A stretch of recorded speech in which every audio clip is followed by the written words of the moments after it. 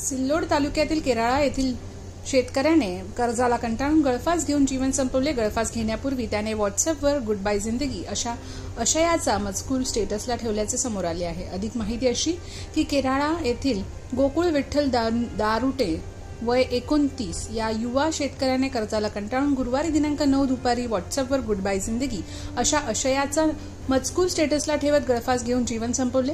गोकुळ दारुटे या शेतकऱ्याकडे गट क्रमांक 432 मध्ये 71 गुंठे जमीन असून त्याच्यावर स्टेट बँक ऑफ इंडियाचे 2,50,000, ॲक्सिस बँकचे 4,25,000 तर खासगी फायनान्स कंपनीचे 70,000 रुपये कर्ज होते। असे सर्व खासगी व शासकीय बँकेचे मिळून एकूण 7,45,000 रुपये इतके कर्ज होते। यापैकी ॲक्सिस बँकच्या कर्जाचे काही हप्ते गोकुळ याने भरले आहेत तर काही थकीत आहेत।